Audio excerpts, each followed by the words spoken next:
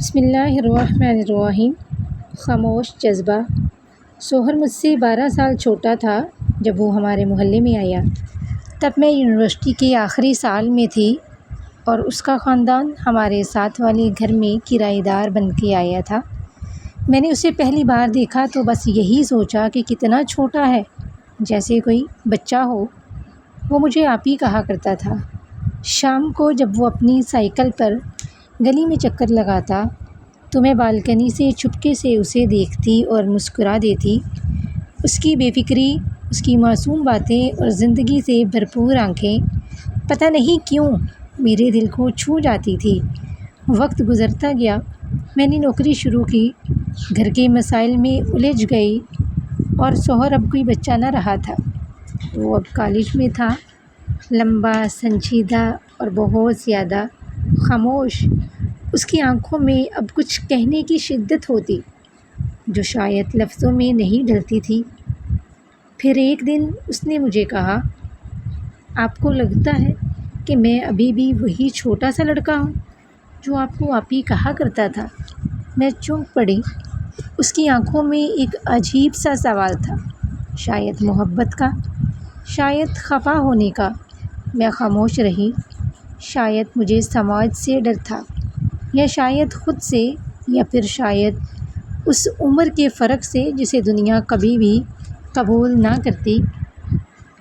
چند دن بعد سحر کا خاندان شہر چھوڑ گیا۔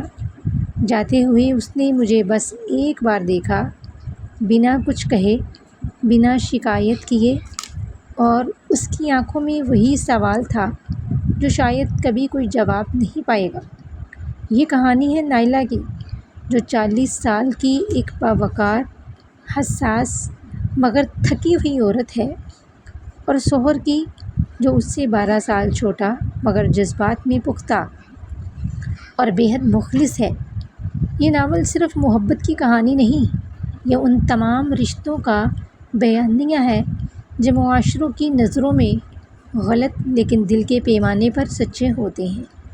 سحر مجھ سے 12 سال چھوٹا تھا، یہ جملہ میں نے پہلی بار خود سے اس وقت کہا جب وہ اپنے والدین کے ساتھ ہمارے محلے کے اس خستہ حال گھر میں منتقل ہوا جو برسوں سے بند پڑا تھا۔ میں اس وقت اپنی عمر کی آخری 20 کی دہائی میں تھی، جذبات تھکے ہوئے، خواب بکھرے ہوئے اور دل بس خاموش۔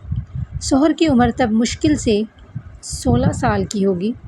وہ ہنستا، شور مچاتا، سائیکل پر گلی کے چکر لگاتا اور کبھی کبھار میری بالکونی کی طرف دیکھتا، نہ جانے جان بوجھ کر یا پھر بے خیالی میں۔ میں اسے اکثر کتاب پڑھتے ہوئے نظر انداز کر دیتی، مگر دل میں ہلکی سی مسکراہٹ آ جاتی تھی۔ شاید یہ اس کی بے فکری تھی جو میرے اندر کی سنجیدگی کو چھیڑتی تھی۔ محلے کی عورتیں کہا کرتی تھیں کہ وہ تو بچہ ہے، نائلہ تو سنجیدہ مزاج کی ہے نا، کہاں کی دوستی۔ میں بس ہنس دیتی، مسکرا دیتی، لیکن دل میں کچھ دھڑکنے لگا تھا، بہت آہستہ سے، بہت خاموشی سے۔ مگر گرمیوں کی شام تھی، سورج ڈھل رہا تھا اور میں بالکونی میں بیٹھی ایک پرانی انگریزی کی کتاب کے صفحے الٹ رہی تھی، تب نیچے سے اس کی آواز آئی، آپی آپ کی بالکونی کتنی اونچی ہے؟ یہاں سے دنیا بہت چھوٹی لگتی ہوگی نا؟ میں چونک پڑی۔ سحر میری طرف دیکھتے ہوئے سائیکل کے پینڈل پر کونی ٹکائے کھڑا تھا، چہرے پر معصومیت اور شرارت دونوں کے آثار تھے۔ کبھی دنیا کو نیچے سے بھی دیکھو تو پتہ چلے کہ اونچائی صرف فاصلے دیتی ہے، سکون نہیں۔ میں نے جواب دیا۔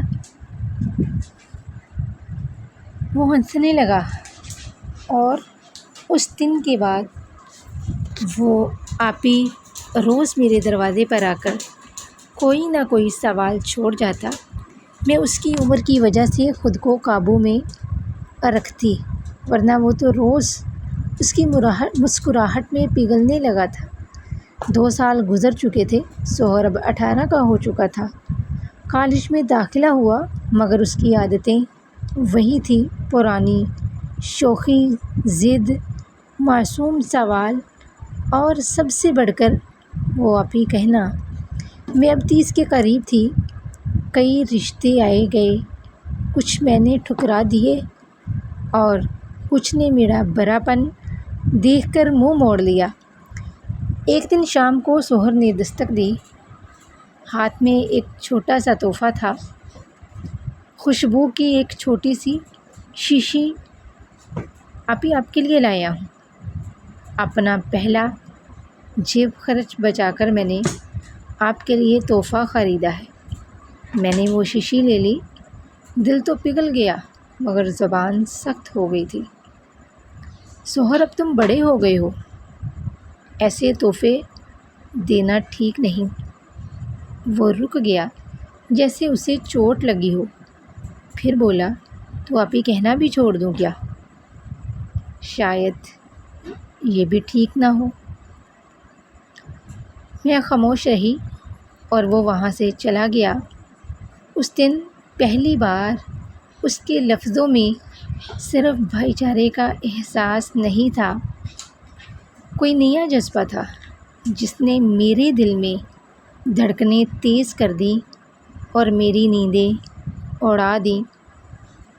ویڈیو اچھی لگی تو چینل کو سبسکرائب، لائک اینڈ شیئر ضرور کیجیے گا، اور مزید نئی ویڈیوز کے لیے بیل آئیکن کو بھی دبا دیجیے۔